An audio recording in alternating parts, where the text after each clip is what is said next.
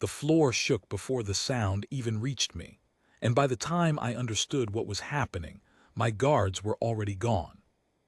One moment I was walking through the marble hall of the Veyron embassy, surrounded by 6 of my finest warriors, robes trailing behind me like I was untouchable. The next moment, the far wall burst inward in a wave of smoke and light, and my world tilted sideways. I am Aile Sornia, first daughter of the Keithrani court, and I had never once doubted the loyalty of the guards who swore their lives to my protection. That belief lasted exactly as long as it took for the first blast to hit. They ran. Not slowly, not reluctantly.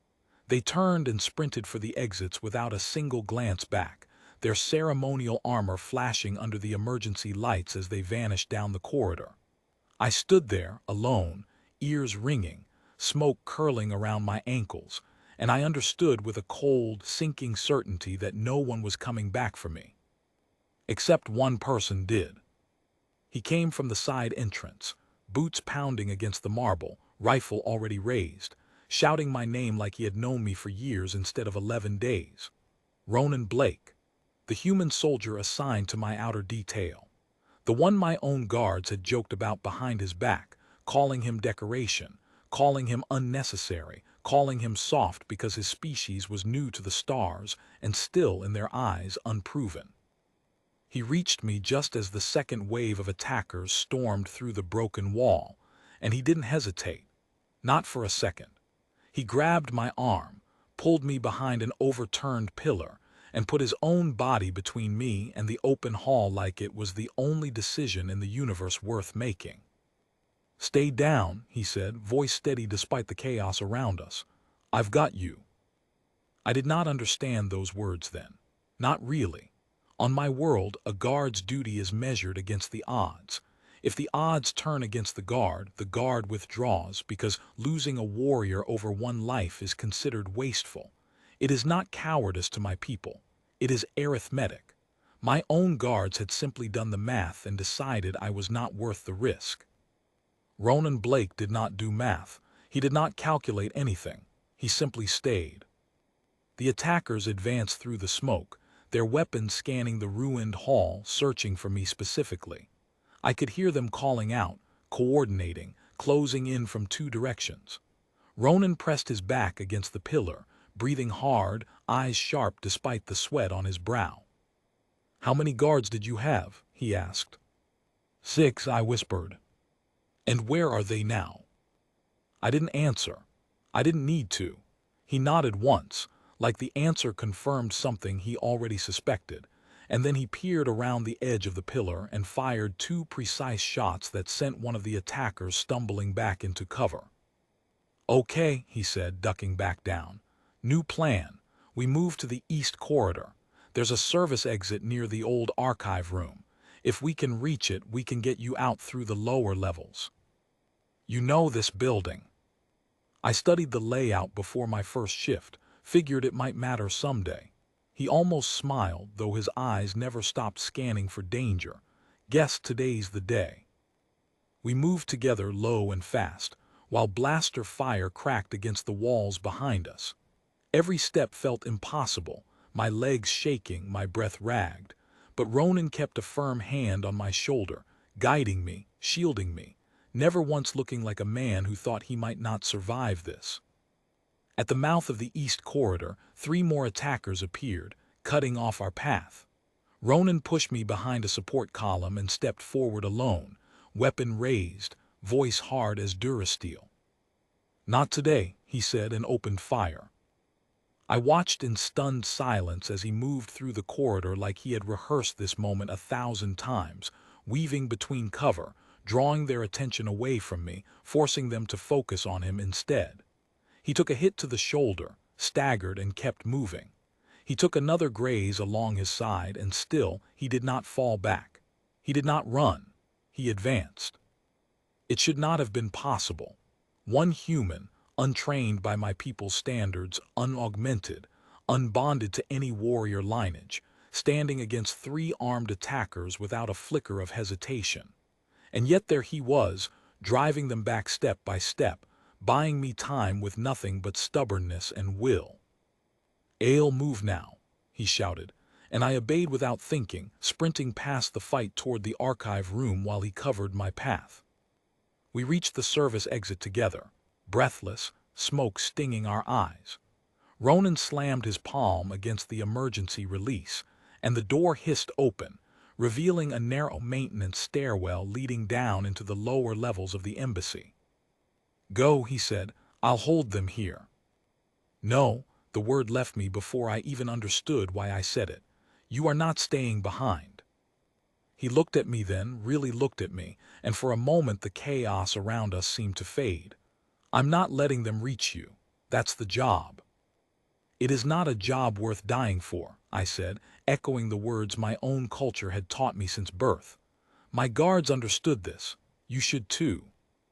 Something shifted in his expression, not anger, not pride, just quiet conviction. "Maybe that's the difference between us," he said. "Your guards calculated the odds and left. I don't calculate people like that. You're not a number to me, Ale. You're a person I'm responsible for, and I don't walk away from responsibility just because it gets dangerous." There was no time to respond. Footsteps echoed from the hall behind us, closing fast. Ronan pulled a small charge from his belt, set it against the doorway, and grabbed my hand. "Down the stairs now." We descended together as the charge detonated behind us, sealing the corridor and buying precious seconds. The lower levels of the embassy were dark, lit only by emergency strips along the floor, but Ronan moved with confidence, checking corners, keeping me close, never once losing his focus despite the wound on his shoulder soaking through his uniform. "You're hurt," I said. "I've had worse." "That is not reassuring." For the first time since the attack began, he actually laughed, a short, tired sound but genuine. "Fair point." We reached a maintenance tunnel that led toward the embassy's lower transport dock, and for a moment it seemed like we might actually make it. Then the tunnel lights flickered, and a lone figure stepped out from the shadows ahead, weapon raised, blocking our path entirely. Ronan pushed me behind him instantly, positioning his body as a shield once more, and raised his own weapon in response. The two of them stood there, frozen, neither one lowering their aim. "Last chance to walk away," Ronan said, voice low and even. The attacker didn't answer. He fired first. Ronan was faster. The confrontation ended in seconds, and when it was over, Ronan lowered his weapon, breathing hard, blood staining his sleeve, but standing. Still standing. Still between me and every danger this world had thrown at us. We reached the transport dock minutes later, where embassy security finally arrived, alerted by the earlier explosions and the automated distress signals from the upper halls. Medics rushed forward the moment they saw Ronan's injuries, but he refused to be treated until he confirmed I was safely aboard the secured transport. Only then did he allow himself to sit down, wincing as the medics examined his shoulder. My guards returned an hour later, their armor clean, their expressions calm, as though nothing unusual had happened. They approached me with practiced apologies, citing protocol, citing survival doctrine, citing the same reasoning that had justified their flight since the moment the first wall exploded. I listened to them in silence, and for the first time in my life I felt no comfort in their words, only emptiness. "You left me," I said quietly, "all 6 of you." "The odds were unfavorable," the lead guard replied, as if reciting a lesson. "Preservation of the warrior line takes priority over a single engagement. This is our way." I turned away from him and looked instead at Ronan, seated nearby, shoulder bandaged, exhaustion written across his face, yet still watching the room, still alert, still present. "And what is your way?" I asked him. He considered the question for a long moment, then shrugged, as if the answer were the simplest thing in the world. "We don't leave people behind. Doesn't matter what the odds say. If someone's counting on you, you stay." It was such a simple sentence, yet it undid everything I thought I understood about duty, about loyalty, about what it truly meant to protect another life. My guards had been bred for generations to calculate risk, to preserve the line, to treat individual lives as expendable variables in a larger equation. Ronan Blake had done none of that. He had simply chosen to stay, again and again, without needing a reason beyond the fact that I needed him. In the days that followed, as the embassy rebuilt and the investigation into the attack continued, I made a decision that surprised everyone, including myself. I requested that my previous guard detail be reassigned, and I asked formally, through every proper channel available to me, that Ronan Blake be given full authority over my protection going forward. When he heard the news, he didn't celebrate, didn't boast, didn't act as though he had earned some great honor. He simply nodded, adjusted the sling on his arm, and said, "I'll do my best to keep you safe." That was all. No pride, no arrogance, no grand declaration. Just quiet, steady resolve, the same resolve that had carried him through smoke and fire when everyone else had run. I have met warriors from a dozen worlds in my lifetime, bred for strength, trained for centuries, decorated for their skill. None of them ever made me feel as safe as one exhausted human soldier standing between me and danger, refusing to move, refusing to calculate, refusing to leave. My people call it inefficient. I have come to call it something else entirely. I call it courage. And I have learned since that day that courage does not come from bloodlines or breeding or careful calculation of odds.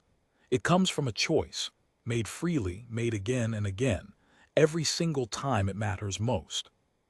Ronan Blake made that choice for me when no one else would. I will not forget it.